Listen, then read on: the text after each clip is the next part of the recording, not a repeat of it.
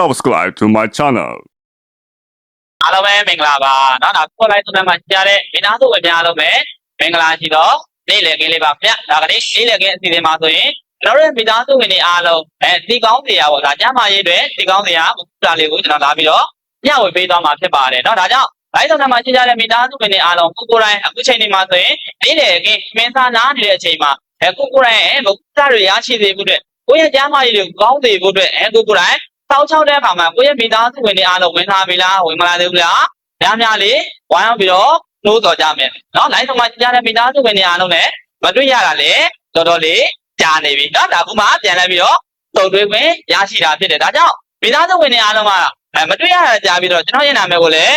မှန်ပေါ်မှတ်မိကြသေးလားเนาะမမှတ်မိတဲ့သူတွေလည်းရှိအောင်ရှိနိုင်လိမ့်မယ်ဒါကြောင့်လိုင်းဆောင်မှာကြားတဲ့မိသားစုဝင်တွေအားလုံးကိုဒါကျွန်တော်ဥစ္စာပါနမကျွန်တော်ရဲ့နာမည်လေးနဲ့မိတ်ဆက်ပေးပြတယ်เนาะဒါကျွန်တော်ရဲ့နာမည်ကတော့မောင်ဟိတ်ထဲလို့ခေါ်ပါတယ်เนาะဒါကနေ့နေ့လည်ခင်းအစီအစဉ်လေးမှာဆိုရင်မိသားစုဝင်တွေအားလုံးကျမ်းမာရေးဖြည့်ဆွက်ဟာရဓာတ်စာလေးကိုကျွန်တော်လာပြီးတော့မျှဝေပေးသွားမှာဖြစ်ပါတယ်ဒီထက်မှဆိုဘယ်အရာကိုလာပြီးတော့မျှဝေပေးသွားမှာလဲဗိုက်တိုဝေတစ်ကိုကျွန်တော်လာပြီးတော့မျှဝေပေးသွားမှာဖြစ်ပါတယ်เนาะဒါကြောင့်ဒီထက်မှဆိုရင်ဗိုက်တိုဝေတစ်ကိုလာပြီးတော့မျှဝေမပေးခင်လေးမှာမိသားစုဝင်တွေကဒီ6ပုံပစ္စည်းเนาะဒါဆိုရင်အမျိုးပေါင်း60ကျော်ရှိတယ်ဒီ6ပုံပစ္စည်းအမျိုးပေါင်း60ကျော်ကို၄ပြူဟာ3ပြူဟာနဲ့ပေါ်ဆက်ပြီးတော့ထုတ်လုပ်ပေးထားတာဖြစ်ပါတယ်เนาะ၄ပြူဟာ3ပြူဟာနဲ့ပေါ်ဆက်ပြီးတော့ထုတ်လုပ်ပေးထားတဲ့အခါမှာဘယ်လိုမျိုးပြူဟာနဲ့ပေါ်ဆက်ပြီးတော့ထုတ်လုပ်ပေးထားတာလဲကျွန်တော်တို့နံပါတ်1ပြူဟာမှာဆိုရင်ပစ္စည်းအမျိုးသားစုံလင်စွာရှိလို့ပဲပစ္စည်းတွေကအများကြီးထုတ်လုပ်ထားတဲ့အခါမှာကိုယ့်ရဲ့ကျန်းမာရေးကိုပစ္စည်းမဆိုသုံးဆွဲလို့ရရှိမှာဖြစ်တယ်เนาะနံပါတ်2ပြူဟာမှာဆိုရင်ကျွန်တော်တို့စားသစ်တည်ထွင်မှုရှိခြင်းဘယ်လိုစားသစ်တည်ထွင်မှုရှိခြင်းလဲကျွန်တော်တို့ဒီထုတ်ကုန်ပစ္စည်းတွေကိုအမြဲတမ်းပေါ့3လတစ်ကြိမ်4လတစ်ကြိမ်မယိုးရလေအောင်အမြဲတမ်းအသေးစမ်းတွေကိုထုတ်လုပ်ပေးထားတာဖြစ်တယ်မိသားစုဝင်တွေအားလုံးကကိုယ်တိုင်ကပစ္စည်းတွေကိုသုံးဆွဲမယ်ဆိုရင်ကျိန်းစီတဲ့လူတိုင်းကအမြဲတမ်းအသေးစမ်းလေးကိုပါကြိုက်တာဟုတ်တယ်မလားဒါကြောင့်ဒီကုမ္ပဏီမှာဆိုရင်ကျွန်တော်တို့၄ပြူခါ3ပြူခါထဲမှာဆိုရင်အမြဲတမ်းအသေးစမ်းတွေကိုထုတ်လုပ်ပေးထားတာဖြစ်တယ်3လတစ်ကြိမ်4လတစ်ကြိမ်ပစ္စည်းအသေးစမ်းတွေကိုထုတ်လုပ်ပေးထားတာဖြစ်တယ်ဗျာနံပါတ်3ပြူခါနံပါတ်3ပြူဟာမှာဆိုရင်တို့ပေးလိုက်ရတဲ့ငွေနဲ့တန်ရလိုက်တဲ့ရလက်အရေးသွေးကတန်ကိုတန်နေရ။ဘာကြောင့်လဲမိသားစုဝင်တွေကတော့ကိုယ်တိုင်သုံးဆွဲလိုက်တဲ့အခါမှာကျိန်းနေတဲ့စိတ်ကျဉ်တဲ့မှုမရှိဘူးဆိုရင်ကိုပေးလိုက်ရတဲ့ငွေဒီပြန်ပြီးတော့တန်လားတန်ဘူးဟုတ်တယ်မလား။ဒါကြောင့်မိသားစုဝင်တွေအားလုံးကကိုယ်တိုင်ကသုံးဆွဲတဲ့အရာတစ်ခုပေါ့ကျွန်တော်မေးကြည့်မယ်။နော်မိသားစုဝင်တွေအားလုံးကိုယ်တိုင်သုံးဆွဲလိုက်တဲ့အခါမှာ100တန်ပဲဖြစ်ဖြစ်1000တန်ပဲဖြစ်ဖြစ်ကိုသုံးဆွဲလိုက်တဲ့အရာတစ်ခုကဈေးကြီးသည်ဈေးနည်းသည်ဒါပေမဲ့ကိုသုံးဆွဲလိုက်တဲ့အခါမှာကိုအတွက်လိုအပ်ချက်ထျောက်မှုရှိတယ်ကိုယ်တိုင်သုံးဆွဲလိုက်တဲ့အခါမှာကိုအတွက်စိတ်ကျဉ်းနှံ့မှုရှိရဆိုရင်တန်တယ်ဟုတ်တယ်မလားကိုက100လေးပေးလိုက်ပြီမဲ့ကိုအတွက်အသုံးမဝင်ဘူးဆိုရင်တန်လားမတန်ဘူးဒါကြောင့်ဒီမှာဆိုရင်လေပေးလိုက်ရတဲ့ငွေနဲ့ပြန်ရလိုက်တဲ့အရေးသွေးကတန်ဖို့တန်နေရမယ်ဒီသုံးမျိုးဟာထဲမှာဆိုရင်ဒီလိုမျိုးပစ္စည်းအုပ်6အုပ်စုမှာဒီလိုပစ္စည်းတွေကိုဘယ်လိုလူမျိုးကထုတ်လုပ်ပေးထားတာလဲကျမ်းမာရေးပြည့်စုံအားထားတဲ့မှာဆိုရင်ဘယ်လိုလူမျိုးကထုတ်လုပ်ပေးထားတာလဲဒီကောင်မှာဆိုရင်ကျွန်တော်တို့ရဲ့ကုမ္ပဏီပိုင်ရှင်တတိကိုယ်တိုင်ဒီထုတ်ကုန်ပစ္စည်းတွေကိုထုတ်လုပ်ပေးထားတာဖြစ်တယ်နော်ဒေါက်တာသူတို့ကိုယ်တိုင်ဒီထုတ်ကုန်ပစ္စည်းတွေကိုထုတ်လုပ်ပေးထားတဲ့အခါမှာဘယ်လိုမျိုးပစ္စည်းနဲ့ထုတ်လုပ်ပေးထားတာလဲလူတိုင်းကသိကြကြမှာပဲဟုတ်တယ်မလားဒီထုတ်ကုန်ပစ္စည်းတွေသုံးဆွဲတဲ့အခါမှာကဘယ်လိုထုတ်ကုန်ပစ္စည်းတွေလဲသဘာဝသိမှုတွေနဲ့ပေါ်ဆက်ပြီးတော့ထုတ်လုပ်ပေးထားတာဖြစ်တယ်ဒီလိုမျိုးသဘာဝသိမှုနဲ့ပေါ်ဆက်ပြီးတော့ထုတ်လုပ်ပေးထားတာဖြစ်တဲ့အတွက်နိုင်ငံတကာကိုတင်သွင်းရောင်းချတဲ့အခါမှာလည်းအရန်ပါပေါင်းလို့ဘာကြောင့်လဲဒီထုတ်ကုန်ပစ္စည်းတွေကသဘာဝသိမှုနဲ့ပေါ်ဆက်ပြီးတော့ထုတ်လုပ်ပေးထားတာဖြစ်တဲ့အတွက်အရေးသွေး quality တွေကအရန်မြင့်တယ်ဒီလိုမျိုးအရေးသွေးတွေကောင်းဖို့သာလေကျွန်တော်အခုဆိုနိုင်ငံ9နိုင်ငံကဟုတ်လားနိုင်ငံတကာကိုတင်သွင်းရောင်းချလို့ရတာဗျာဒီလိုနိုင်ငံတကာကိုရောင်းချတဲ့အခါမှာလည်းအမှားတစိတ်နိုင်ငံတကာရဲ့ အမှားတစ်သိက်ကိုလည်းရရှိထားတာဖြစ်တယ်ဒီလိုနိုင်ငံတကာရဲ့ရရှိထားတဲ့အမှားတစ်သိက်တွေနဲ့မကစားသုံးတဲ့သူတွေကလူတိုင်းသုံးဆွဲတဲ့အခါမှာတိုင်းနဲ့တက်တယ်နှစ်သက်တယ်လူတိုင်းနဲ့အဆင်ပြေတယ်ဒါကြောင့်သာလေကျွန်တော်တို့အများပြည်သူကတိုင်းနဲ့တက်လို့ခေါ်လိုက်ဆိုတဲ့လက်မှတ်တွေကိုလည်းရရှိထားတာဖြစ်တယ်ဒါဆိုကိုယ်တွေမကောင်းဘူးလားဒီလိုမျိုးဆရာဝန်ကိုယ်တိုင်ထုတ်လုပ်ထားတဲ့ပစ္စည်းကိုကိုယ်တိုင်သုံးဆွဲတဲ့အခါမှာကိုယ်တွေပို့ပြီးတော့မထိရောက်ဘူးလားကိုယ်တိုင်သုံးဆွဲရတဲ့အခါမှာစာလေးတွေရေးလာကြည့်ပါဦးလိုက်တော့မှရှင်းကြတဲ့မိသားစုဝင်တွေအားလုံးကစာလေးတွေရေးလာကြည့်ပါဦးနော်အရာသုံးဆွဲရတယ်ကျွန်တော်ကိုယ်တိုင်လည်းဒီအရာတွေကိုသုံးဆွဲရတယ်အားကြောင့်မိသားစုဝင်တွေကဒီအရာတွေကိုမသုံးဆွဲခင်မှာကျွန်တော်တွေဘယ်လိုမျိုးတွေဖြစ်လာနိုင်တာလဲလူတိုင်းကအမြင်တမ်းပဲပျော်ရွှင်မှုတွေဟုတ်လားစိတ်သက်ကြွမှုတွေလမ်းစမ်းမှုတွေလူတိုင်းလိုချင်တယ်ဟုတ်လားခင်ဗျလူတိုင်းလိုချင်တယ်ပျော်ရွှင်မှသာလေကျွန်တော်တွေလှုပ်ဆောင်တဲ့အခါမှာထိရောက်မှုတွေရှိမယ်လုပ်ငန်းတိုင်းတွေထိရောက်မှုတွေရှိမယ်ဟုတ်တယ်မလားစိတ်ကျလာပြီဆိုရင်အတင်ပြေလားအတင်မပြေဘူးဒါပေမဲ့လူတိုင်းကအလုပ်လုပ်တဲ့အခါမှာစိတ်ကျမှုတွေကြုံနေဟုတ်လားရင်းဆန်မှုတွေကြုံနေဒီလိုမျိုးခက်ခဲမှုတွေကြုံတဲ့အခါမှာကျွန်တော်တွေစိတ်တွေကနွမ်းလာတဲ့အခါမှာကျွန်တော်ရဲ့မျက်နှာတွေမှာပုံမင်းချင်းရောမှုတွေဖြစ်လာတယ်ဟုတ်လားဒီထဲမှာပါလားကိုယ်တိုင်အလုပ်လုပ်တဲ့အခါမှာစိတ်ပျော်ရွှင်မှုတွေနည်းပါးပြီးတော့ဘာလို့ဘာကန်ရမှမသိတာတွေဟုတ်လားဒီလိုမျိုးစိတ်တွေထွေးပြီးတော့ကိုယ်လုပ်တဲ့အခါမှာအဆင်မပြေမှုတွေများလာတာတွေဒီလိုမျိုးစိတ်တွေထွေးပြီးတဲ့အခါမှာကိုယ့်ရဲ့အုံနောက်ထက်မှာရှုပ်ထွေးနေတဲ့သူတွေမရှိဘူးလာ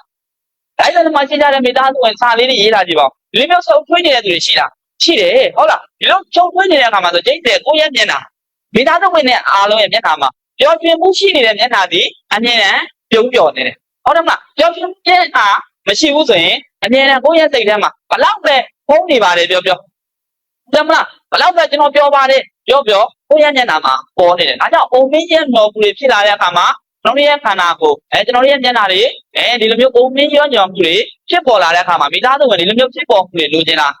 းလိုချင်ဘူးဟုတ်တယ်မလားဘာကြောင့်လဲကျွန်တော်တွေဒီလိုမျိုးအုံမင်းချင်းညော်လာတာဘာကြောင့်အုံမင်းချင်းညော်လာတာလဲကျွန်တော်ရဲ့ခန္ဓာကိုယ်တွေကကျွန်တော်ရဲ့မိသားစုဝင်တွေအားလုံးမှာကိုယ်တိုင်အလုံးလုံးနေတဲ့အခါမှာလေကောင်းလေသန့်ကိုယ်တိုင်ထွက်ပြီးတော့မရှိရဘူးဟုတ်တယ်မလားအမြဲတမ်းခန္ဓာကိုယ်ရဲ့လှုပ်ရှားမှုအင်အားတွေ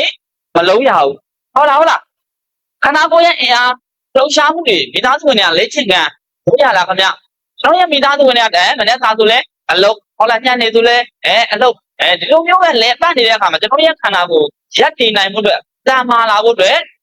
မရှိဘူးဒါကြောင့်ကျွန်တော်ရဲ့ခန္ဓာကိုယ်ကတစ်ဖြည်းနဲ့အိုးမင်းရှင်းပေါ်လာတာဖြစ်တယ်ဒါကြောင့်ဒီຢာတွေကိုမဖြစ်ပေါ်လာအောင်မိသားစုဝင်တွေအားလုံးကဘယ်လိုမျိုးဖြစ်ပေါ်အောင်ဘယ်လိုကြိုးစားရမှာလဲဒါပေမဲ့ကျွန်တော်ရဲ့ခန္ဓာကိုယ်ထဲမှာမိသားစုဝင်တွေကလူတိုင်းကယောဂဝေဒနာတွေများကြတယ်နော်တချို့ဆိုရင်အသေးတွေရှိပဲတချို့ဆိုရင်နှလုံးဟုတ်လားတချို့ဆိုရင်ဒီလိုမျိုးခန္ဓာကိုယ်ယောဂဝေဒနာတွေကဘာကြောင့်ဖြစ်ပေါ်လာရတာကျွန်တော်ရဲ့မိသားစုဝင်တွေအားလုံးဘာကြောင့်ဖြစ်ပေါ်လာရလဲကိုယ်တိုင်ကနေ့စဉ်စားသုံးနေတဲ့အစာအသောက်နော်ဒီနေ့စဉ်စားသုံးနေတဲ့အစာအသောက်ကအရင်အရေးကြီးတယ်မိသားစုဝင်တွေကကိုယ်တိုင်နေ့စဉ်စားသုံးနေတဲ့အစာအသောက်ထဲမှာဆိုရင်အသားငါးပါမယ်ဟုတ်လားအသီးနှံတွေပါမယ်ဒီလိုမျိုးအသားငါးတွေအသီးနှံတွေဒါအသီးနှံတွေမှာဆိုရင်ရောကျွန်တော်တို့သုံးဆွဲနေတဲ့အခါမှာကိုယ်တိုင်ပေါ့ဓာတုဆေးတွေနဲ့သုံးဆွဲနေတဲ့အခါမှာမြင်ရလားမမြင်ရဘူးဟုတ်တယ်မလားဒီလိုမျိုးအဲ့လိုမျိုးသုံးဆွဲနေတဲ့အခါမှာကိုယ်တိုင်ကတော့တချို့ကြတော့ကစုံရွက်ကြော်ပဲဖြစ်ဟင်းရွက်ကြော်ပဲဖြစ်ချက်စားတဲ့အခါမှာချက်အောင်ချက်မစားကြဘူးဟုတ်တယ်မလားဒါကြောင့်ဒီလိုမျိုးချက်အောင်ချက်မစားတဲ့အခါမှာကိုယ်တွေစိုးကျိုးတွေဖြစ်လာတယ်နော်ဒါကိုယ့်ရဲ့ခန္ဓာကိုယ်ထဲမှာစိုးကျိုးတွေဖြစ်လာတယ်နောက်ကြတော့ကျွန်တော်ရဲ့ခန္ဓာကိုယ်ရဲ့ website ပေါ့ဒီမျိုးပူတန်းကြောင်းထဲမှာဆိုရင်အညစ်အကြေးတွေများပြားလာတယ်ဒီလိုမျိုးအညစ်အကြေးတွေအားကြောင့်များပြားလာတယ်ကျွန်တော်ရဲ့ဒီခန္ဓာကိုယ်ထဲမှာဆဲလဲတွေကိုကာကွယ်စောင့်ရှောက်ပေးတဲ့ဓာတ်တွေကိုကျွန်တော်တွေဖယ်ရှားသွားလို့ဒါကြောင့်ဒီအရာတွေကိုမိသားစုဝင်တွေကမဖြစ်ပေါ်ရအောင်ဟာတွေကိုထပ်မှန်ပြီးတော့လူတိုင်းကထပ်မှန်ပြီးတော့သုံးဆွဲတယ်ထပ်မှန်ပြီးတော့သုံးဆွဲတဲ့အရာတွေကလူတိုင်းတိတ်တည်လက်ပြောက်ဟုတ်တယ်မလားအလောက်ကပြန်လာမော်ရကွာအားလေးစားလိုက်အောင်မထိုင်းနိုင်ငံမှာဆိုအခုဆိုပိုးဆိုးတယ်ဟုတ်တယ်မလားထိုင်းနိုင်ငံမှာဆိုဘာအိစားလဲလူရှင်လေးစားလိုက်အောင်မအကင်လေးစားလိုက်အောင်မဝက်သားကင်လေးသွားစားလိုက်အောင်မဒီလိုမျိုးကိုယ်တိုင်သုံးဆွဲနေတဲ့ဒီဓာတ်တွေထဲမှာဘာတွေပါတာလဲဟုတ်မသိနိုင်ဘူးဟုတ်လားကျွန်တော်သိနိုင်လားမသိနိုင်ဘူးဘာကြောင့်လဲဒီထဲမှာဆိုကြာရှည်ကန်ထည့်ထားတဲ့ဓာတ်တွေပါတယ်ဒီလိုကြာရှည်ကန်ထည့်ထားတဲ့ဓာတ်တွေမှာဆိုရင်ကျွန်တော်အမြဲတမ်းစားသုံးလိုက်တဲ့အရာတစ်ခုပေါ့ဒါကိုရခန္ဓာကိုယ်ရဲ့ဝင်ဖိုက်တဲ့ဝင်သွားလိုက်တဲ့အခါမှာခန္ဓာကိုယ်ရဲ့ကြမ်းခိုင်မှုအင်အားတွေနည်းပါးလာတယ်ဟုတ်လားတခါတလေမှဆိုမိသားစုဝင်တွေအားလုံးကကိုယ့်ရဲ့ခန္ဓာကိုယ်ရဲ့ဓာတ်ထဲကိုဝင်သွားလိုက်တဲ့အစာတွေက အားရနဲ့ထုတ်လို့ပေးထားတာလေသူမသိဘူးဟုတ်တယ်မလားကိုမသိဘူးစစ်သေးတာမစစ်သေးဘူးဒါပေမဲ့ကိုကစားလိုက်တာပဲအရသာရှိလားအရသာရှိလို့စားတယ်စားလိုက်တဲ့အခါမှာကျွန်တော်တို့ရဲ့ခန္ဓာကိုယ်ထဲမှာအမြဲတမ်းယောဂဝေဒနာတွေဖြစ်ပေါ်လာတချို့ဆိုရင်ခါကြီးတွေခင်သားတွေထပ်မှတ်ပြီးတော့ဖြစ်ပေါ်လာတယ်ဟုတ်လားတချို့ဆိုယောဂဝေဒနာတွေကများပြားလာတယ်ဘာကြောင့်များပြားလာလဲအမြဲတမ်းကျွန်တော်တွေကစားသုံးနေတာပဲဒီထဲမှာမစားသုံးမဲနေလားမစားသုံးမဲမနေဘူးဟုတ်တယ်မလားလူတိုင်းကတစ်ခါတလေပါကွာဟုတ်တယ်မလားတစ်ခါတလေပါခုဆိုရင်ကျွန်တော်ရဲ့မိသားစုဝင်တွေအားလုံးကကြက်သားတွေထားတဲ့အခါမှာရိုးကျွန်တော်ဗမာကျဲဟုတ်လားအခုဆိုရင်ဘာခင်းတဲ့အညီကဘာကြီးကပြောင်းလဲလာတဲ့အခါမှာစီးပွားရေးတိုးတက်လာဖို့ဆိုဘာလို့လဲသေထိုးတယ်ဟုတ်တယ်မလားစီးပွားရေးတိုးတက်ဖို့အတွက်သေထိုးတယ်ဒါပေမဲ့အဲ့လိုမျိုးသေထိုးတဲ့အခါမှာခင်းတဲ့ကြက်သားတွေထားလိုက်တဲ့အခါမှာဒါတို့ဒီຢာတွေကိုကိုကမမြင်နိုင်ဘူးဒီຢာတွေကိုသိတာဆိုလေသိတယ်မသားပဲနေလားဆိုလေမနေဘူးဒါကြောင့်မှကျွန်တော်ရဲ့ခန္ဓာကိုယ်ထဲမှာအမြင်နဲ့ဖြစ်ပေါ်လာတာနေကျင်တိုင်းပေါ့ဒီနေ့စားသုံးလာတဲ့အခါမှာကျွန်တော်ရဲ့ခန္ဓာကိုယ်ဒီလမ်းကြောင်းတွေမှာဆိုရင်အမြင်အမေးပါးတွေမှာဆိုရင်ကိုယ့်ရဲ့ခန္ဓာကိုယ်ရဲ့ရင့်ရော်အမြင်နဲ့ဖြစ်ပေါ်လာတာဖြစ်တယ်နော်ဒါကြောင့်ဒီຢာတွေကိုကိုကကာကွယ်ဖောက်ချောက်ဖို့လိုအပ်ပါတယ်ဒီຢာလေးတွေကိုကတတ်နိုင်တဲ့လောက်ပေါ့ချော့ချဖို့လိုအပ်ပါတယ်နော်ဒါကြောင့်မိသားစုဝင်တွေအားလုံးကဒီလိုမျိုးအရာတွေမှာဆိုရင်ကိုယ်တိုင်ကအခုဆိုရင်မောကထအစာစားတဲ့သူတွေများပြားတယ်ဟုတ်လားအဲ့ဒီမှာဆိုရင်မောကထနာမည်ကြီးပဲဟုတ်တယ်မလားတနည်းကနေနေပေါ့ဒီထဲမှာဆိုရင်တနည်းကနေအနေအပတ်စင်မှာတလားကိုယ်တိုင်အလုပ်နေတဲ့အခါမှာပြင်ပန်းနွမ်းနေတယ်ဟုတ်တယ်မလားပြင်ပန်းနွမ်းနေတလားပြီးတလားနောက်ကြထိုင်းနိုင်ငံမှာနေ့တည်ကြလာတဲ့အခါမှာတချို့ကဘာဖြစ်လဲပြင်ပန်းမနွမ်းနေပါတော့ကွာခဏရိုးရတာက350 400ကောက်ပြင်ရတယ်ဒါဆိုကိုယ့်ရဲ့ပျော်ရွှင်မှုတွေရဖို့အတွက်တို့တစ်ခါတလေမှမောကတာလေးသွားစားကြရအောင်မပါဘူးလားဘာလားမတဒီထဲမှာဒီလိုမောကတာလေးသွားစားလိုက်ရအောင်ဒီလိုမောကတာလေးသွားစားလိုက်တဲ့အခါမှာကျွန်တော်တို့ရဲ့မောကတာစားတဲ့အခါမှာအသားစိမ့်ငါးစိမ့်ဟုတ်လားမလားဒီအသားစိမ့်ငါးစိမ့်ကိုကกินစားတဲ့အခါမှာအစုံစားတာဟုတ်တယ်မလားဒီထဲမှာဆိုတန်အောင်လေတန်အောင်အစုံစားတာတချို့ဆိုရင်290ဟုတ်တယ်မလားတချို့ဆိုရင်300တချို့ဆို299ဘတ်399ဘတ်ဒါဆိုကိုယ့်ရဲ့ခန္ဓာကိုယ်နဲ့ဒီပတ်စံနဲ့ငါတန်အောင်စားရမယ်ဟုတ်လားဒီထဲမှာပါလားမသိဘူးဒီမျိုးတန်အောင်စားရမယ်ဆိုပြီးတော့ကိုကအသေးစားစားတယ်အဲ့လိုအသေးစားစားတဲ့အခါမှာတစ်ခါလေးကိုကစားရင်နဲ့ချိုးကြတော့ချမ်းသာတဲ့သူတွေကြတော့မလို့ရတဲ့အခါမှာဒီအရာလေးကိုပဲအမြဲတမ်းစားတောက်တယ်ဟုတ်လားအဲ့လိုစားတောက်နေတဲ့အခါမှာကျွန်တော်ရဲ့ခန္ဓာကိုယ်ထဲမှာရှိနေတဲ့ plan ကြောင်းတွေထဲမှာဟုတ်လားကျွန်တော်ရဲ့ခန္ဓာကိုယ်ထဲမှာရှိနေတဲ့ဒီအသေးတွေကြောက်ကတ်တွေနှလုံးတွေအစီဖုံးလာတယ်အားကြောင့်အစီဖုံးလာတာလေတော့စားတောက်နေတဲ့အရာတွေကအမြဲတမ်းအစီဓာတ်တွေကြီးပဲဟုတ်လားမောကတာဆိုရင်ဒီကြီးတဲ့အစီတွေကြီးပဲဟုတ်လားမလားအစီဓာတ်တွေကြီးပဲစားသုံးလာတဲ့အခါမှာကျွန်တော်ရဲ့ခန္ဓာကိုယ်တစ်ခါလေးမှာကိုယ်တိုင်ချစ်ပူးလာမသိဘူးဒီအရာတွေကိုစားတောက်တာများလာတဲ့အခါမှာရင်ပြည့်ရေကလေးဖြစ်လာတယ်ရင်ပြည့်ရေကလေးဖြစ်လာတဲ့အခါမှာကိုယ်တိုင်ဒီအရာတွေကိုဝဲငါသွားခြင်းတို့လို့မသွားခြင်းတို့လို့ဟုတ်လားကိုမာကြီးလမ်းကြောင်းထဲမှာတချို့ဆိုရင်ဘိုင်းအောင်လို့အသေးသက်အောင်းတဲ့လူတွေပေါ့ဘာကြောင့်ဖြစ်ပေါ်လာတာဒီအရာတွေကအပြင်းနဲ့ပေါ့ကိုယ့်ရဲ့ခန္ဓာကိုယ်ထဲမှာမကောင်းတဲ့အရာတွေကိုဝင်လာတာကောင်းတဲ့ဆဲလေးတွေကိုကိုကဖယ်ထုတ်သွားတာဖြစ်တယ်ဒါကြောင့်ဒီအရာတွေကိုကိုကပြန်လဲပြီးတော့ကောင်းပုံမှုပြန်လဲပြီးတော့သတိထားရမှာဖြစ်တယ်ဒါကြောင့်လူတိုင်းကဒီလိုမျိုးကိုယ့်ရဲ့ခန္ဓာကိုယ်ထဲမှာဒီလိုမျိုးစားတောက်တွေစားလာတဲ့အခါမှာများပြားလာတဲ့အခါမှာကျွန်တော်ရဲ့ခန္ဓာကိုယ်ရဲ့သွေးကြောပေါ့ဒီသွေးကြောထဲမှာဆိုရင်လူတိုင်းကဒီခန္ဓာကိုယ်တီတောက်ထားတဲ့အခါမှာဒီသွေးကြောရဲ့လက်ပန်းဒီသွေးကြောရဲ့လက်ပန်းဆိုတာမှာလူတိုင်းကအမြဲတမ်းစားတဲ့အခါမှာအချိုရည်လေးဟုတ်လားဒီခန္ဓာကိုယ်မှာဆိုကြားနဲ့များပြားလို့မရဘူးဒီထဲမှာမိသားစုဝင်နေရမှာလားလူတိုင်းကကြားတတ်ဆိုတဲ့အခါမှာလူတိုင်းအချိုစားကြတယ်ဟုတ်လားအမလွဲလေးချိုရည်လေးကော်ဖီလေးဒီလိုမျိုးပေါ့အမြဲတမ်းစားသုံးနေတဲ့အခါမှာလူတစ်ယောက်ရဲ့မိန်းကလေးယောက်ျားလေးပေါ့ခန္ဓာကိုယ်ရဲ့လက်ပန်းသွေးနှုတ်ထဲမှာဆိုရင်ကြားတတ်လိုအပ်တဲ့အချိုဓာတ်ပေါ့နော်လိုအပ်တဲ့အချိုဓာတ်မှာဆိုရင်ရှင်းသားဆုံးဟုတ်တာကျွန်တော်တို့လက်ဖက်သားဆုံးပေါ့လက်ဖက်သားဆုံးဆိုရင်သေးသေးလေးပဲဟုတ်တယ်မလားလက်ဖက်သားဆုံးမှာယောက်ျားလေးမှာဆိုရင်ကျွန်တော်တို့အချိုဓာတ်လိုအပ်တဲ့ဓာတ်တွေ6ဆွန်းမယ်လို့မိန်းကလေးမှာဆို6ဆွန်းမယ်လိုအပ်တယ်နော်ယောက်ျားလေးမှာက73ဆွန်းလိုအပ်တယ်မိန်းကလေးမှာအမြဲတမ်းပေါ့အချိုဓာတ်တွေလိုအပ်နေတဲ့အရာတွေ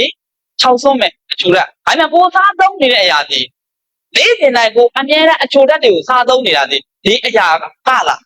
းမကဘူးဟုတ်တယ်မလားဒီအရာမကောက်ယောက်ျားလေးမှဆိုလည်းတချို့ဆိုရင်အချိုအသုံးစားတာအချိုရည်လေးဆိုရင် တကုံတောက်တာနော်ဒီမှာဆိုကြည့်အချိုရည်တွေတောက်တဲ့အခါမှာတရားတတ်တွေမှာဒီထက်မှလည်းတရားတတ်တွေအကုန်ပါတယ်နော်ဟုတ်လားဒီအချိုရည်တွေမှဆိုရင်ဘေးတန်နေတယ်ဟုတ်တယ်မလားခိုင်းလိုက်တော့ဒါ10ဘက်ပဲတချို့ဆိုဘေးမြင်တာကိုမကြိုက်ဘူးဟုတ်တယ်မလားဘေးမြင်တာကိုမကြိုက်ဘူးအချိုတတ်မှဟုတ်ဝေးအကြီးတွေလေဒါမျိုးအကြီးတွေမှာအချိုတတ်မှ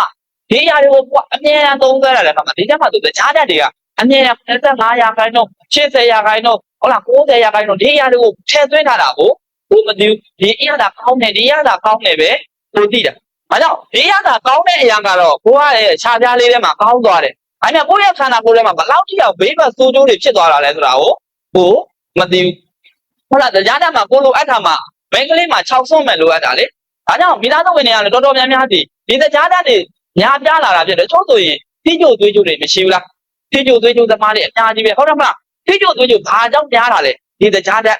ဟုတ်လားတရားတတ်ညာပြလာလို့လားထိကျိုးသွေးကျိုးဆိုတာကဖြစ်ပေါ်လာတာတချို့ဆိုကြောက်ကတ်တွေမရှိဘူးလား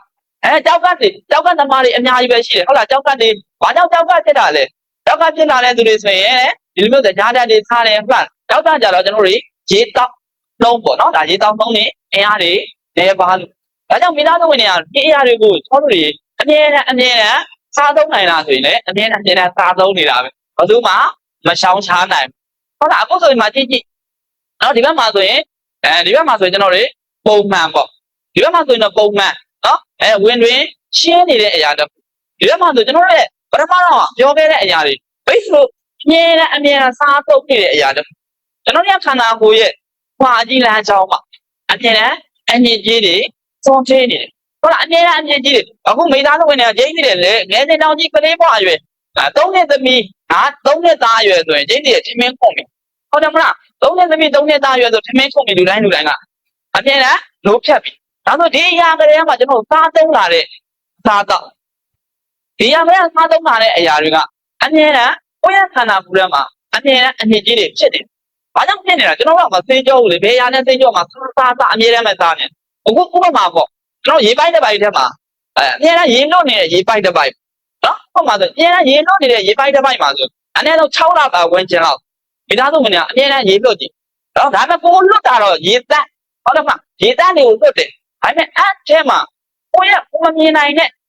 ဘရီယာပိုးမွားတွေများပြားလာတယ်ကိုမမြင်နိုင်တဲ့အရာတွေအကျဉ်းတွေများပြားလာတယ်တော့အဲ့ရေပိုက်ထဲမှာရောမဆွေးကအဲ့ရေပိုက်ထဲမှာရင်းကြီးတွေမတက်ဘူးလားရင်းကြီးတွေတက်တယ်အားကြောင့်ဒီလိုမျိုးကျွန်တော်တို့ရဲ့ခန္ဓာကိုယ်ထဲမှာလဲဘာကြောင့်ဒီလိုမျိုးဝိပိုက်ထဲမှာမကောင်းတဲ့အရာတွေများနေတာလဲဒီလိုမျိုးမကောင်းတဲ့အရာတွေများလာပုံတန်းတွေစားတာအစားအသောက်တွေစားတာမစင်ကျင်တဲ့အရာတွေကိုဒီလိုမျိုးများပါလာတဲ့အခါမှာကျွန်တော်တို့ရဲ့ခန္ဓာကိုယ်ထဲမှာဝင်တွင်းထဲမှာကိုယ်တိုင်လိုအပ်တဲ့ဓာတ်တွေကိုပြန်လဲပြီးတော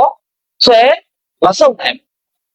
နော်ပြန်လဲပြီးတော့ဆွဲမဆုပ်နိုင်ဆွဲမဆုပ်တဲ့အခါမှာအားလေးမှာမိသားစုဝင်တွေအားလုံးကဘိုင်းအောင်ဘိုက်တာတွေမရှိဘူးလားနော်ခါလေးမှာဘိုင်းအောင်ဘိုင်းတာတဲ့သူတွေမရှိဘူးလားဘိုင်းအောင်ဘိုင်းတာတဲ့ရှိတယ်ဘာကြောင့်ဘိုင်းအောင်ဘိုင်းတာလဲကျွန်တော်ရဲ့ခန္ဓာကိုယ်ထဲမှာအမြဲတမ်းစားတောင်းနေတဲ့အရာအမြဲတမ်းအညစ်အကြေးတွေကိုဘူးမှမစွတ်တော့ဟောတယ်မလားဘလို့မှမစွတ်တော့တခါလေးမှာတချို့သူတွေကဘယ်ရချောရဲ့ဘိုက်တွေအရန်ထားတယ်ဟိုတချို့ကဝါတယ်လေဟုတ်လားအတီတွေဖုံးနေတဲ့အခါမှာဝါတဲ့အခါမှာဘယ်ရာတွေကိုသုံးခွဲလဲဝါတဲ့အခါမှာကျွန်တော်တို့ရဲ့ခန္ဓာကိုယ်ထဲမှာဝင်းမသွားလို့ဝင်းနှုတ်ဆေးတွေသုံးစားလိုက်တယ်ဝင်းနဲ့သုံးတဲ့ကလည်းတချို့ကျတော့ဒီလိုမျိုးဝင်းနှုတ်ဆေးတွေသုံးတာကောင်းပြီလို့ထင်ကြတယ်ဒါပေမဲ့အဲ့ဒါမှာပါသွားတဲ့ဓာတ်ဟုတ်လားပါသွားတဲ့ဓာတ်ဒီຢာတွေကရောအမြဲတမ်းတချို့ဆိုရင်ခန္ဓာကိုယ်ဝိချခြင်းလို့ဝင်းနှုတ်ဆေးခါတဲ့အခါမှာထိန်းထားတယ်တပြည့်ပြည့်နဲ့ဝင်နေရဟုတ်လားကျမကြီးတွေပို့ပြီးတော့မဆိုးပါဘူးလားကျမကြီးတွေပို့ပြီးတော့မထိခိုက်ဘူးလားသွေးအားနည်းလာတယ်ဟုတ်လားဒီအရာတွေကိုကျွန်တော်တို့ရှောက်ချရအောင်ကိုယ်တိုင်ပဲအရာတွေနဲ့သုံးပါရမှာလေဆိုတော့ကျွန်တော်တို့ရဲ့ဒီဘက်မှာဆိုရင်နမူနာပုံစံလေးကိုကျွန်တော်ပြပေးထားတယ်နော်အဲ့ဒီဘက်မှာဆိုရင်ရှင်းနေတယ်ဟောဒီအရာတွေကဘာနဲ့ရှင်းလဲရမှာလဲဘိုက်တိုကွလေးနဲ့ရှင်းလဲရမှာဒါကြောင့်ဒီအရာတွေကိုကျွန်တော်တို့ရဲ့သုံးသပ်ပြီးတဲ့အခါမှာကျွန်တော်တို့ရဲ့ခန္ဓာကိုယ်ပေါ့နော်ကျွန်တော်တို့ရဲ့ခန္ဓာကိုယ်ကအမြဲတမ်းပဲခန္ဓာကိုယ်ရဲ့တွက်လက်လမ်းစားမှုပေါ်ပါမှုဒီမျိုးဖြစ်ပေါ်လာအောင်နော်ဒါကိုကကြိုးစားရုပ်ဖန်နေတဲ့အခါမှာဒါပေမဲ့တချို့တလေမှာခါတလေမှာမိသားစုဝင်တွေအားလုံးကကိုယ့်ရဲ့ခန္ဓာကိုယ်ကမလှုပ်ခြင်းမကိုင်းခြင်းဟုတ်လားအမြဲတမ်းဝမ်းနေတဲ့သူတွေမရှိဘူးလားအမြဲတမ်းမလှုပ်ခြင်းမကိုင်းခြင်းကိုယ်တိုင်စားသုံးနေတဲ့အခါမှာမအော်မလဲဟုတ်လားမအီမလဲလူမျိုးတွေမဖြစ်ဘူးလား ဘိုင်အောင်နာတွေဘိုင်နာတာတွေဟုတ်လားဒီလိုမျိုးမကြာခဏအကျော်ချင်အခုကမိသားစုဝင်တွေကမိန်းကလေးယောက်ျားလေးပေါ့ဟုတ်လားဖုန်းကြည့်ရသူခဏဇက်ကြောတွေပြတ်ဘူးလားခဏဇက်ကြောတွေပြောက်လာတချို့ဆိုရင်ဟိုနေကဖုန်းကြည့်တာဟုတ်တနေကုန်တနေကန်ဟုတ်လားအင်္ဂါဖုန်းကြည့်တာဟုတ်တနေကုန်တနေကန်အားကြောင့်လေကျွန်တော်ရဲ့ခန္ဓာကိုယ်ထဲမှာမတန်ရှင်းတဲ့အနေကြီးတွေကိုညာပြားနေလို့ဒါဖြစ်ရင်ဒီလိုမျိုးဇက်ကြောတွေအမြင်နဲ့တက်လာတာတွေဖြစ်တယ်တချို့သူတွေဆိုရင်ခဏဝင်းချုပ်တဲ့သူတွေရှိလားတချို့သူတွေခဏဝင်းချုပ်တဲ့သူတွေဟုတ်လားအိမ်သာမသွားလို့တခါလေးမှတနေ့ကိုပုံမှန်စီအနည်းဆုံးတခါပတ်ဝန်းကျင်တော့သွားရမယ်ဟုတ်တယ်မလားကိုယ့်ရဲ့ခန္ဓာကိုယ်ရဲ့မတင်စွန့်တဲ့ရအောင်တနေ့ကိုတခါတော့တရားဒီထဲမှာအဲ့လိုတနေ့ကိုတခါသွားတာအဲ့မဲ့မသွားဘူးဆိုရင်ကိုယ့်ရဲ့ခန္ဓာကိုယ်သတိထားပါနော်ဘာကြောင့်လဲမိသားစုဝင်တွေအားလုံးအမြဲတမ်းဘာဖြစ်လာလဲဝင်းချုပ်တဲ့သူတွေရားပြားလာတယ်ဒီလိုမျိုးဝင်းချုပ်လာရင်ဝင်းမသွားတော့ဘူးဆိုကျွန်တော်တို့ဘာဖြစ်လာလဲကျွန်တော်တို့ရဲ့မိန်းကလေးဆိုရင်ကျွန်တော်ရဲ့မိန်းကလေးမှာဆိုရင်တချို့မိန်းကလေးဆိုရင်အထူဆင်းတဲ့သူတွေများပြားလာတယ်ဟုတ်လားဒီလိုအထူတွေဆင်းလာတယ်များလာတယ်ချုပ်မိန်းကလေးဆိုရင်အနှံဆိုးတွေအများကြီးထွက်လာတယ်နော်ဒါကြောင့်ဘာကြောင့်လဲကျွန်တော်ရဲ့ခန္ဓာကိုယ်ထဲမှာဦးလမ်းကြောင်းကမတန်ရှင်းလို့ဟုတ်လားဦးလမ်းကြောင်းကမတန်ရှင်းလို့ခဏဓာတ်မတည့်လို့ပေါ့အောက်သုံးဆွဲနေတဲ့အရာတွေနဲ့ဓာတ်မတည့်လို့ဒီအရာတွေကခဏဖြစ်ပေါ်လာတာတချို့ကြတော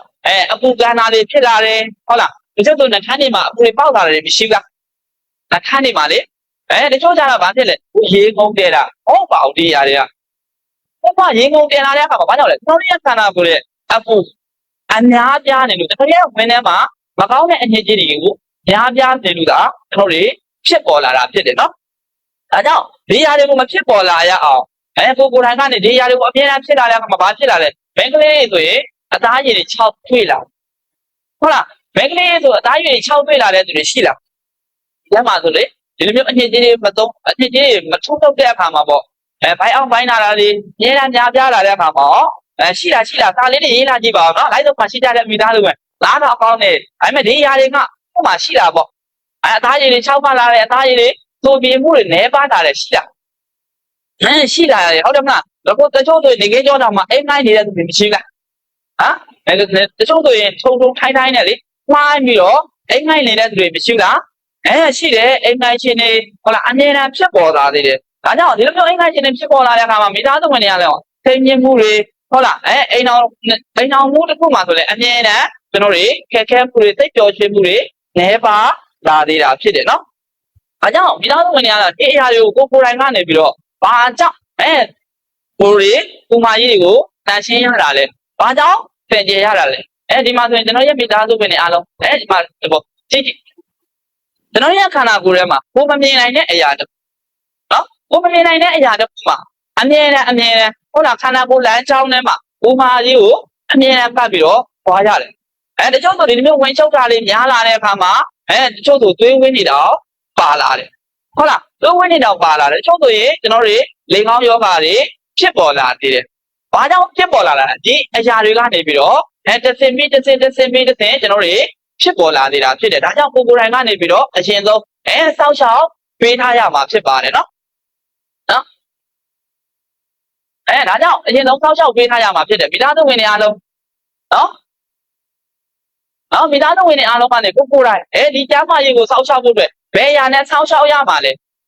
ဘယ်အရာနဲ့စောင့်ရှောက်ရမှာလဲဗိုက်တိုဝင်းလက်နော်ဗိုက်တိုဝင်းလက်ကကျွန်တော်တို့ဘာတွေကိုပြန်လဲပြီးတော့ပေါင်းပုံသေးတာလဲဘယ်အရာတွေကိုပြန်လဲပြီးတော့ပြုပြင်မောမှန်ပေးတာလဲဒီအရာတွေကကျွန်တော်တို့ရဲ့ခန္ဓာကိုယ်ထဲမှာရှိနေတဲ့နော်ဒီခန္ဓာကိုယ်ကိုတန်ဆွမ်းမှုအတွက်ခန္ဓာကိုယ်ထဲမှာဥလမ်းကြောင်းတွေမှာကောင်းပုံမှုအတွက်ဒီနှလုံးတွေကောင်းပုံမှုအတွက်ဟုတ်လားအသေးတွေကောင်းပုံမှုအတွက်အမြဲတမ်းသူကတစ်ထုတ်ပေးတာဖြစ်ပါတယ်နော်ဒီထဲမှာဆိုမိသားစုဝင်တွေကတော့ဒါကတော့တာမန်နော်ဒီဘက်မှာဆိုရင်တာမန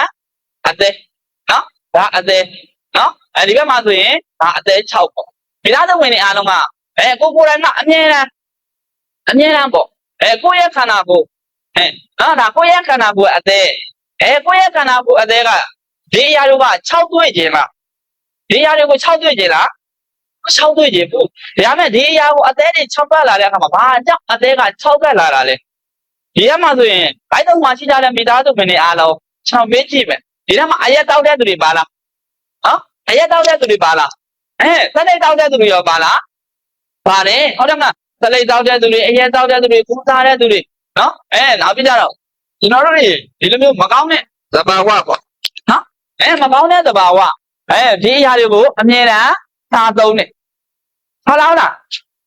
ဒါကြောင့်မိသားစုဝင်တွေအားလုံးကဒီအရာတွေကိုအသေးတွေကိုခြောက်ကလာတဲ့အခါမှာနော်ဒါကကိုနော်ရဲ့ခန္ဓာကိုယ်ရဲ့အသေးဘယ်နာမှရှိတာလဲညာဘက်နော်ဒါညာဘက်နံရိုးရဲ့အောက်မှာနော်ဒါအသေးရှိတယ်မြို့ညာဘက်နံရိုးရဲ့အောက်မှာအသေးဒီအသေးကအမြဲတမ်းလှုပ်ရှားနေတချို့ဆိုရင်အသေးရောင်သေးဝါတွေဖြစ်ပေါ်လာသေးတယ်ဟုတ်လားတချို့ဆိုအသေးရောင်သေးဝါတွေဖြစ်ပေါ်လာတယ်ဒီအသေးတွေမှာ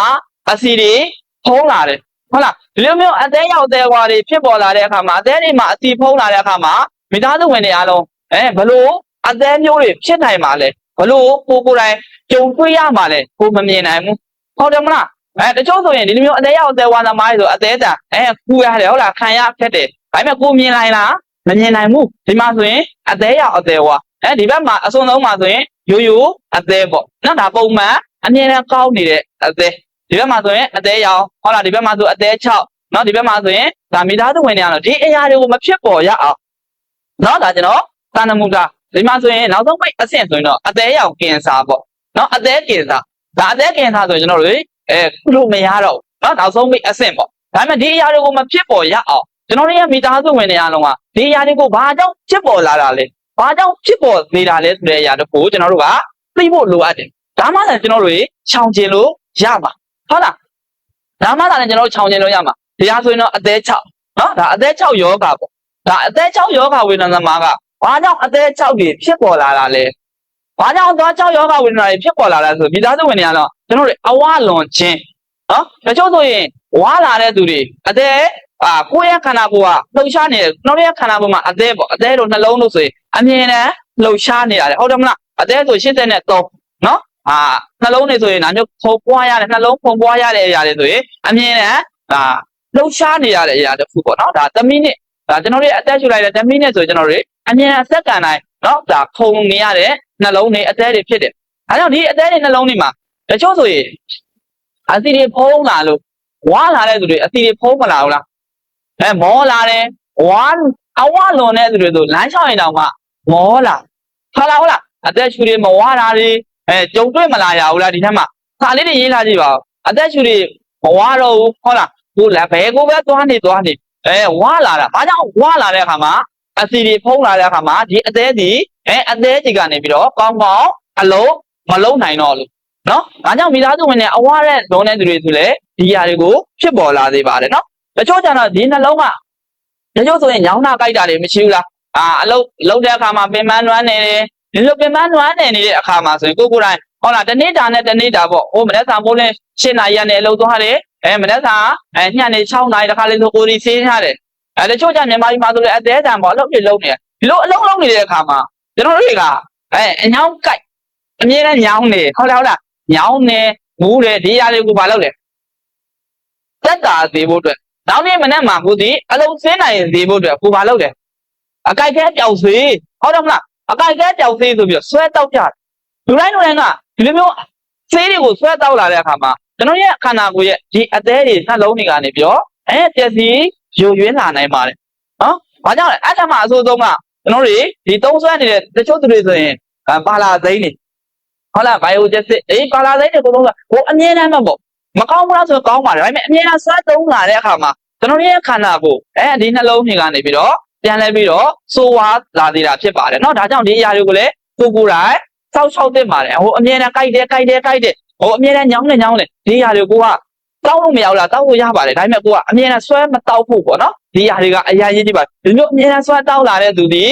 ီဒီလိုမျိုးအသေးတွေနှလုံးတွေကိုပြန်လဲပြီးတော့ဖြစ်ပေါ်လာနိုင်သေးပါတယ်เนาะနောက်ထပ်ဘာတွေထပ်မှန်ပြီးတော့ဒီအသေးကထပ်မှန်ပြီးတော့ဖြစ်ပေါ်လာသေးတာလဲဒီထဲမှာဆိုအရက်တောက်တဲ့သူတွေညနေနေညိုရင်လေပြိုပြီဟုတ်တယ်မလားညနေ9နာရီထိုးဆိုအလောက်ကပြန်လာပြီဘာလုပ်လဲထမင်းချက်ဖို့လို့ဟုတ်လားနေညိုရင်လေပြိုတယ်ဆိုပြီးတော့ရက်တွေတောက်တယ်ဒါကိုကအရက်တို့ဒီမှာမကောင်းဘူးလားဆိုတော့ကောင်းတယ်ဘေးအတွက်ဆိုကြများတယ်တချို့ကျတော့ကြားမာရေးဖြည့်ဆွဲပေါ့ကြားမာရေးအတွက်တောက်တယ်တချို့ကျတော့အလွန်ကြိုတောက်တယ်နေ့စဉ်တိုင်းပေါ့ကိုအမြဲတမ်းနေ့စဉ်တိုင်းသုံးဆွဲနေ့စဉ်တိုင်းတောက်ဆုံးနေတဲ့အခါမှာတချို့ကျအရက်တောက်ပြီးတော့ထမင်းမစားဘူးဟုတ်တယ်မလား ရက်တော့ပြောအမှုလုံးပဲထမင်းမစားနေစင်တိုင်းအပြင်းနဲ့လှုပ်လာတဲ့အခါမှာကျွန်တော်ရဲ့ခန္ဓာကိုယ်အသေးတွေကြားခိုင်နိုင်မအောင်လားကြားခိုင်နိုင်မအောင်လားမခံနိုင်တော့ဘူးလေဘာကြောင့်လဲဒီအရာလေးကဒီနှလုံးနဲ့ဒီအသေးတွေကသာလဲကျွန်တော်အမြဲတမ်းဆက်ထုတ်ပေးနေရတာလေဟုတ်တယ်မလားဒီအရာလေးကိုအမြဲတမ်းဆက်ထုတ်ပေးရတာကျွန်တော်ရေတောက်လိုက်တဲ့အခါမှာဒီအရာလေးကိုမကောင်းတဲ့အရာလေးကိုပြန်လဲပြီးတော့ဆက်ထုတ်ပေးတယ်ဟုတ်တယ်မလားဒီအရာလေးကိုဘုရားဆက်ထုတ်ပေးနိုင်ဖို့ဒီနှလုံးတွေဒီအသေးကကောင်းနေဖို့မလိုဘူးလားကောင်းနေဖို့လိုရတယ်တချို့ဆိုရင်ဘာလုပ်လဲဆက်လိုက်တောက်တယ်ဆက်လိုက်ကိုအသေးတောက်တယ်ဟုတ်လားဆက်လိုက်ကိုအသေးတောက်တဲ့အခါမှာတချို့ဆိုရင်ဒီဆက်လိုက်တောက်တဲ့အခါမှာတနေ့ဆိုရင်တဘူးကုန်တဲ့သူတွေအဆုပ်တွေလည်းအသက်ကုန်ထိခိုက်တယ်ဟုတ်လားဆက်လိုက်ကိုအဆုပ်ကိုထိခိုက်ရုံနဲ့ပါအဆုပ်ဆိုတချို့ဆိုတော့တချမ်းတော့မရှိကျွန်တော်ရဲ့ဘာပေါ့နော်ဒီနားမှာဆိုကျွန်တော်ရဲ့ဘာဘဝစကားလေးပြောပြပေးမယ်မိသားစုကျွန်တော်ရဲ့ဘာဆိုရင်ဒါအသက်ကြီးမှာပေါ့နော်အသက်ကြီး40ကျော်50ပတ်ဝန်းကျင်လောက်မှာဆက်လိုက်နဲ့အရက်ကိုတောက်အားလုံးမေကျွန်တော်ရဲ့ဘာမှဖေးုံတက်လာတဲ့အခါမှာသွားပြီးတော့ဆက်လိုက်ကိုဘလောက်ဖြောင်တောက်လဲအရက်ကိုဘလောက်ဖြောင်လဲအတောင်များပြီးတော့နောက်ဆုံးမေအသက်ကမေးလိုက်ရတယ်နော်အဆုပ်ဆိုရင်လည်းဘာမှမရှိတော့နောက်ဆုံးမေဓာတ်မှသွားရိုက်တဲ့အခါမှာအဆုပ်သေးသေးလေးပဲကျန်တော့တယ်ဘာမှမရှိတော့ဘူးဒါကြောင့်ဒီအသက်ဆိုလည်းဘာမှမကောင်းတော့ဘူးဒါကြောင့်ကျွန်တော်တို့ဒီအရာတွေကအမြင်ဘေးတွေစူကြိုဖြစ်နိုင်ပါတယ်နော်ဒီအရာတွေကအရန်ဆိုးွားတယ်နော်နောက်ဆုံးမေဘဲထျောက်ဖြစ်လာနိုင်ကင်ဆာအထက်ဖြစ်လာနိုင်တယ်6ယုံနေမကောင်းဘူးနော်ဟုတ်လားတချို့ဆိုအသေးရောက်သေးွားတချို့ဆိုအသေးရောက်သေးွားဘာမှမဖြစ်ပါဘူးအသက်မပေးရောက်တာတချို့ဆိုရင်မကူသားနိုင်တဲ့အခါမှာအသက်တွေပေးရတယ်ဟုတ်လားဘယ်ကနေဖြစ်ပေါ်လာတယ်ပင်မနှွမ်းတဲ့မှုတွေကနေအစားတောင်းမှုတွေကနေဖြစ်ပေါ်လာတာနော်ဒါကြောင့်မိသားစုဝင်တွေကဒီအရာတွေကိုကိုယ်တိုင်ကနေပြီးတော့ချိန်သိထားဖို့လိုအပ်ပါတယ်နော်ဒီအရာတွေကိုနောက်ဆုံးမေအသေး6 virus ပေါ့အသေးရောက်သေးွားရဲ့ virus ပိုးတွေနော်များပြားလာတယ်ဒီ virus တွေကနေပြီးတော့ကျွန်တော်တွေကိုခန္ဓာကိုယ်တွေကိုအမြဲတမ်းစိုးဝါးလာနေတာဖြစ်ပါတယ်နော်ဒါကြောင့်မိသားစုဝင်တွေကတော့ဒီထက်မှဆိုတချို့ဆိုရင်ရေကိုများမတောက်ကြဘူးဟုတ်လားဘာလားမသိဘူးဒီထက်မှရေများမတောက်တဲ့သူတွေဘာမှဖြစ်ပါဘူးလေအမြဲတမ်းဟုတ်လားကိုကနေပူကျဲတဲ့မှာအလုပ်လုပ်တဲ့ဘာပေါ့ကိုကမှရေမစားတာဒါဆိုမေဘာလဲဖြစ်ပေါ်လာလဲကျွန်တော်ရဲ့ခန္ဓာကိုယ်ထဲမှာကြမ်းခိုင်မှုအင်အားတွေနှဲပါလာပြီးတော့ကြမ်းခိုင်မှုအင်အားတွေနှဲပါလာပြီးဒီအသေးတွေကို6ကလာသေးတယ်ဟုတ်လားအသီးတွေကိုဖုံးလာသေးတယ်နော်နောက်ဆုံးမေဒီသွေးကြောထဲမှာဆိုရင်ဒီလိုမျိုးအစီဖုံးလာတဲ့အခါမှာသွေးကြောထဲမှာအစီဖုံးလာတဲ့အခါမှာအုံနောက်သွေးကြောကပြတ်နိုင်ဟုတ်လားဘာကြောင့်လဲဒီအရာတွေကိုအမြဲတမ်းဖြစ်ပေါ်လာသေးတာကကျွန်တော်ရဲ့ခန္ဓာကိုယ်တည်ဆောက်ဖို့လိုအပ်တယ်စောင့်ရှောက်ဖို့လိုအပ်ပါတယ်နော်ဒီအသေးတွေဒီနှလုံးတွေဒီသွေးကြောတွေကိုကျွန်တော်တွေစောင့်ရှောက်ဖို့လိုအပ်ပါတယ်နော်ဒီမှာဆိုရင်အသေးဟုတ်တယ်မလားဒီအသေးတွေကိုကျွန်တော်တို့ကဘယ်ရာနဲ့စောင့်ရှောက်ရမှာလဲဘယ်ရာနဲ့စောင့်ရှောက်ကျွန်တော်တို့ဗိုက်တိုဝင်းလစ်ပေါ့နော်ဒါကျွန်တော်တို့ရဲ့ဥမာကြီးလမ်းကြောင်းတွေကျွန်တော်တို့ရဲ့ဒီအသေးတွေနှလုံးတွေနော်ဒီအရာတွေကိုစောင့်ရှောက်ဖို့အတွက်နော်ဗိုက်တိုဝင်းလစ်ဘာကြောင့်လဲဒီအရာကကျွန်တော်တို့ရဲ့ခန္ဓာကိုယ်ထဲမှာကျွန်တော်တို့ရဲ့ခန္ဓာကိုယ်မှာပေါ့အဆင့်3ဆင့်ရှိတယ်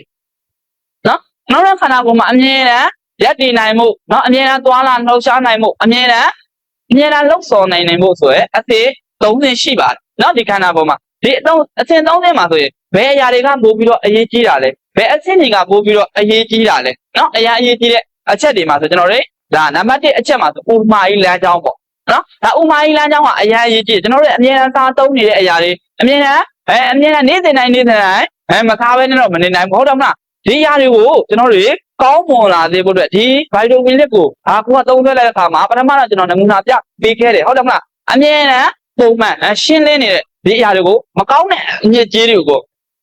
အမြဲတမ်းဆွတ်ထုတ်ပေးနိုင်တယ်နော်မကောင်းတဲ့အညစ်အကြေးတွေကိုဆွတ်ထုတ်ပေးနိုင်တယ်ဒီမှာဆိုရင်ကျွန်တော်တို့ရဲ့အရေးကြီးတော့နောက်ထပ်နံပါတ်2မှာဆိုရင်အသေးဟုတ်လားအသေးမှာဆိုရင် barrier ပိုးမွှားတွေဟုတ်လားဒါမျိုးအစီဖုံးလာတာတွေအမြဲတမ်းမဖြစ်ပေါ်လာစေအောင်ပေါ့နော်ဒီလိုမျိုးဘေးထွက်ဆိုးကျိုးတွေမဖြစ်ပေါ်လာစေအောင်ဒါအရင်အရေးကြီးပါတယ်နော်နောက်ပြီးကြရင်ကျွန်တော်တို့ virus ကျွန်တော်တို့ရဲ့ခန္ဓာကိုယ်မှာပေါ့အသက်ရှူလိုက်တိုင်းနော်အသက်ရှူလိုက်တိုင်းမဖြစ်ပေါ်လာအောင်နော်ခန္ဓာကိုယ်ရဲ့ green နှံနေအနံဆိုးတွေတော့မဖြစ်ပေါ်လာစေအောင်ကိုယ်တိုင်ကနေအရေးကြီးတယ်ဒါလေတုပေါ့နော်ဒါဒီလိုမျိုးအဆင့်3ဆင့်ကအရင်အရေးကြီးပါနော်ဒီခန္ဓာကိုယ်ထဲမှာပါနေတဲ့အဆင့်3ဆင့်နော်ဒါကြောင့်ဒီအရာတွေကိုနေ့စဉ်တိုင်းပေါ့ဒီအဆင့်3ဆင့်ကအရင်အရေးမကြီးဘူးလားမိသားစုဝင်တွေအားလုံးဒါလေးတွေရေးလာကြည့်ပါဦးနောက်လိုက်တော့မှရှင်းကြတဲ့မိသားစုဝင်တွေအားလုံးကိုယ့်ရဲ့ခန္ဓာကိုယ်ထဲမှာအရေးကြီးဆုံးအဆင့်3ဆင့်အရင်အရေးမကြီးဘူးလားခင်ဗျဟုတ်လားဥမာကြီးလမ်းကြောင်းအသက်နော်ဒါ virus နော်ဒါကိုယ့်ရဲ့ခန္ဓာကိုယ်ရဲ့အသက်ရှူလမ်းကြောင်းတွေပေါ့ဒီအရာတွေကကိုနေ့စဉ်တိုင်းအမြဲတမ်းဖြတ်တန်းနေရတဲ့အရာတွေနေ့စဉ်တိုင်းအမြဲတမ်းလှုပ်ရှားနေရတဲ့အရာတွေဟုတ်လား ဟုတ်လားခင်ဗျဒါကြောင့်ဒီຢာတွေကအရန်ရေးကြည့်ပါနော်ဒီຢာတွေကိုကျွန်တော်တို့ကာကွယ်စောင့်ရှောက်ပေးနိုင်ဖို့ကိုယ့်ရဲ့ခန္ဓာကိုယ်စောင့်ရှောက်ပေးနိုင်မှုဆိုရင်ကျွန်တော်တို့ရဲ့ဒီမှာဆိုရင်ဩစတြေးလျနိုင်ငံမှာရရှိထားတဲ့နော်ပန်းပွင့်စိတ်အမှုတ်ပေါ့နော်ဒီຢာတွေကိုကျွန်တော်တို့ရဲ့ခန္ဓာကိုယ်ပြန်လဲပြီးတော့ကောင်းမွန်လာစေဖို့ကျွန်တော်တို့ရဲ့ခန္ဓာကိုယ်ထဲမှာဒီຢာကဒီပန်းပွင့်စိတ်တွေဘာလို့ကောင်းတာလဲ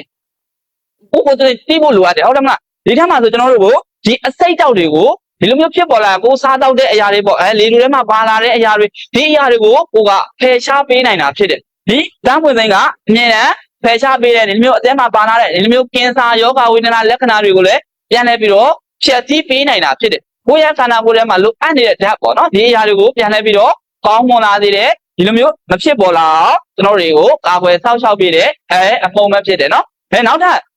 ပ်ဘာတွေထပ်မှန်ပြီးတော့ကောင်းမွန်လာသေးတာလဲဒီမှာဆိုရင်ကျွန်တော်ဂျပန်နိုင်ငံမှာရရှိခဲ့တဲ့နော်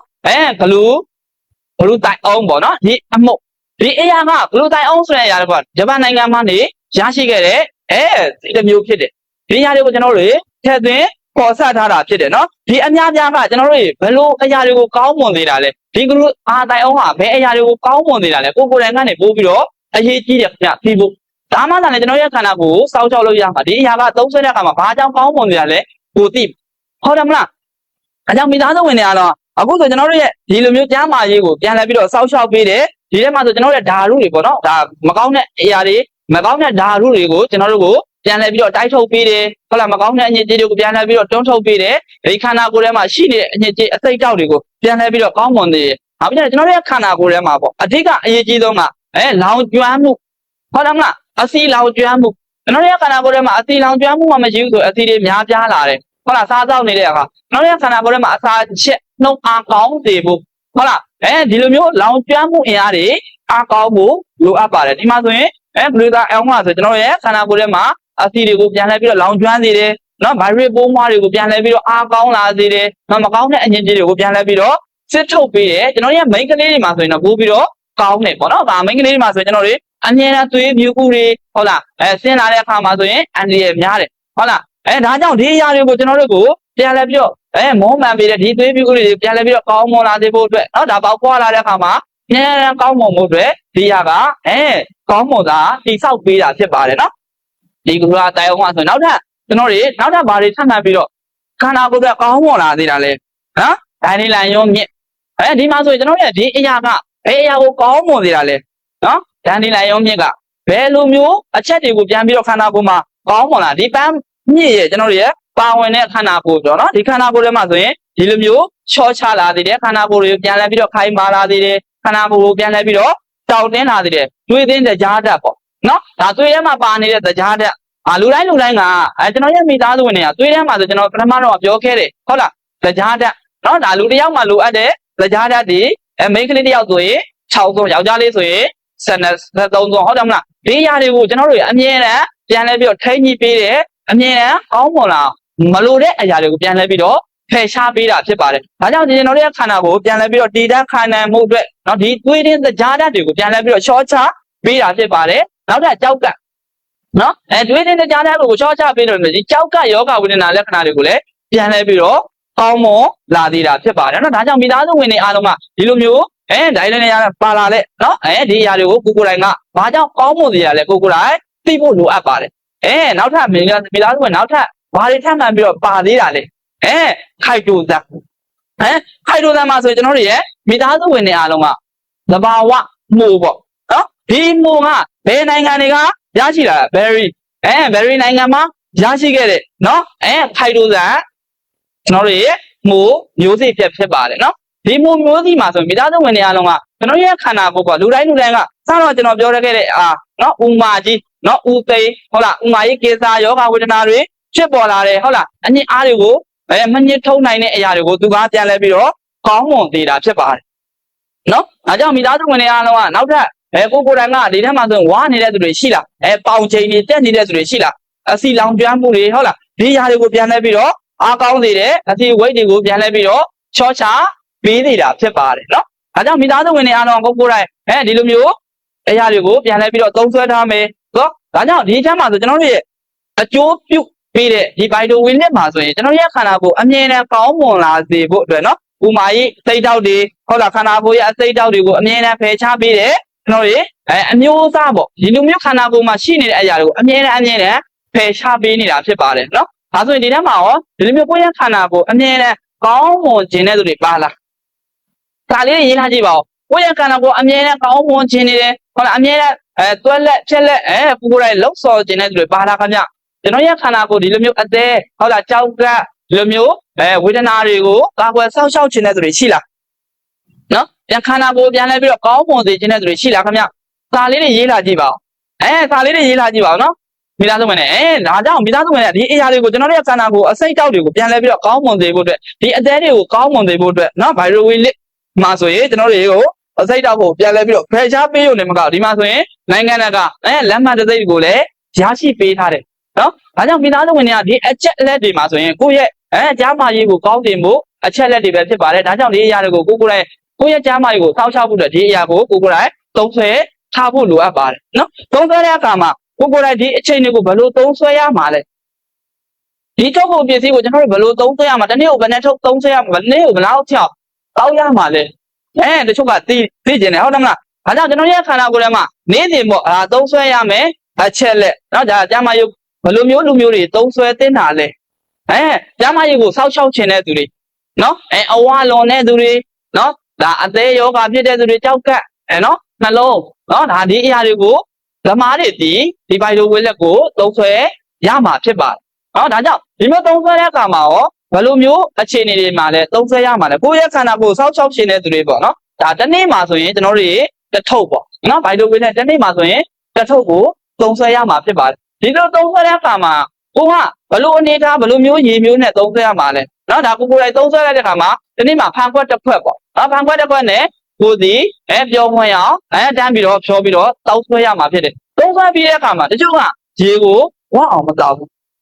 နော်ရေဝအောင်မတောက်ဘူးဒါကြောင့်ကိုယ်တိုင်ဒီလိုမျိုးရေခွက်နဲ့သုံးဆွဲပြီးတဲ့အခါမှာနောက်ထပ်ရေကိုကိုယ့်ရဲ့ခန္ဓာကိုယ်ပေါ့နော်နောက်ထပ်တစ်ခွက်ဖြစ်ဖြစ်နှစ်ခွက်ဖြစ်ဖြစ်ပြန်လဲပြီးတော့သုံးဆွဲပါဘာကြောင့်လဲဒီအရာကိုပြန်လဲပြီးတော့ကိုမသုံးဆွဲဘူးဆိုရင်တစ်ခါလေးမှာဘိုက်တွေအရန်ရစ်နာလာတယ်ရှိလာလိုက်မယ်နော်ဒီအရာတွေကိုမဖြစ်ပေါ်ရအောင်ကိုယ်တိုင်ဒီဘိုက်တော်ဝက်လက်ကိုသုံးဆွဲပြီးတဲ့အခါမှာနောက်ထပ်ပေါ့နော်ရေကိုပြန်လဲပြီးတော့ဖြည့်ဆွဲဖို့လိုအပ်ပါတယ်နော်ဒါကြောင့်မိသားစုဝင်တွေကတော့ဒီနေ့ကျွန်တော်လာပြီးတော့မျှဝေပေးတာနော်ဒီအချက်လက်တွေမှာဆိုမိသားစုဝင်တွေအားလုံးကိုကျွန်တော်လာပြီးတော့မျှဝေပေးတာကဒီမှာပါပဲဒါပေမဲ့မိတ်ဆွေတို့အားလုံးကဒီနေ့ဒီအချက်လက်တွေကိုတော့သိရှိသွားပြီနားလည်သွားပြီဟုတ်လားဗုဒ္ဓဦးနေ့အပတ်စဉ်တိုင်းနားလည်သွားပြီဒါဆိုကျွန်တော်တွေကနောက်ထပ်ထုတ်ကုန်ပစ္စည်းတွေကိုဘယ်ဒီမှာသွားပြီးတော့လေးလာရမှာလဲဘယ်ဒီမှာသွားပြီးတော့လောက်တော်ရမှာလဲဒါမျိုး Facebook live ဆိုနေမှာလဲလေးလာလို့ရပါတယ်နော်YouTube တွေမှာလည်းလေ့လာလို့ရပါတယ်ကိုယ့်ရဲ့ကြားမအရေးကိုစောက်ရှောက်ချင်တဲ့သူတွေဆိုရင်ဒါတစ်ပတ်မှာပေါ့နော်ဒါကျွန်တော်တို့၄ရက်ရှိပါတယ်တစ်ပတ်မှာ၄ရက်ဆိုရင်လူမျိုးတို့ကုန်ပစ္စည်းတွေကိုလာပြီးတော့မျှဝေပေးတာဆိုရင်ဗုဒ္ဓဦးနေ့နော်နေကင်းသမင်းစားနားနေတဲ့အချိန်လေးတွေမှာဗုဒ္ဓဦးနေ့မှာလာပြီးတော့မျှဝေပေးပါတယ်Resident Project ဆိုရင်တောက်ကြနေ့မှာတစ်လကိုထိုင်းမှငွေ3000ကနေ1000ဘတ်တောင်ရရှိနိုင်လို့တစ်နေ့ဒီမှာ3သိန်းဘတ်ရအောင်ဘယ်လိုတိစောက်ရမှာလဲဆိုတာကိုလည်းအသေးသေးတောက်ကြနေ့မှာလာပြီးတော့မျှဝေပေးပါတယ်တနင်္ဂနွေနေ့မှာဆိုလည်းဒါရုံးနေမှာလည်းလာပြီးတော့မျှဝေပေးသလို Facebook Live ဆိုမှာမျှဝေပေးပါတယ် Q&A အမေးနဲ့ဖြစ်အောင်မြင်သွားတဲ့ကောင်းဆောင်တွေကဘယ်လိုလုပ်ဆောင်ရတာလဲเนาะဒါအသေးတွေကိုသိချင်တဲ့အရာတွေကိုလည်းပြန်လဲပြီးတော့မေးမြန်းလို့ရဆိုတနင်္လာနေ့မှာလည်းလာရောက်ပြီးတော့မျှဝေပေးပါတယ်ဒါကြောင့် Live ဆိုနဲ့မှာရှင်းကြတဲ့မိသားစုဝင်တွေအားလုံးကိုယ်တိုင်မသိရတဲ့အရာတွေနားမလဲတဲ့အရာလေးတွေကိုလည်းကိုယ့်ရဲ့ကိုယ်ဒီစီးပွားရေးကွန်ရက်နဲ့မိတ်ဆက်ပေးတဲ့ apply တွေချီကိုပြန်လဲပြီးတော့မေးမြန်းလို့ရတယ်လို့เนาะမေးမြန်းလို့ရပါတယ်အခုဆိုရင်လည်းနားရီကလည်းတနားရီလည်းထိုးနေပြီဖြစ်တဲ့အတွက်မိသားစုဝင်တွေအားလုံးကနော်တနားကြီးလည်းထိုးကနေပြီဒါကြောင့်ကိုယ်တိုင်အလုပ်တွေကိုလည်းပြန်ပြီးတော့ဝင်ရတော့မှာဖြစ်တယ်နော်ဒါကြောင့်ဒီနေ့နေ့လည်ခင်းအစီအစဉ်လေးမှာဆိုလည်းကျွန်တော်လာပြီးတော့မျှဝေပေးတာတော့ဒီလောက်ပါပဲနောက်အပတ်ဒီမှာပြန်လဲပြီးတော့စုံတွေ့ကြပါတယ်နော်အားလုံးပဲမင်္ဂလာရှိသောနေ့လည်ခင်းလေးပါခင်ဗျာ Subscribe to my channel.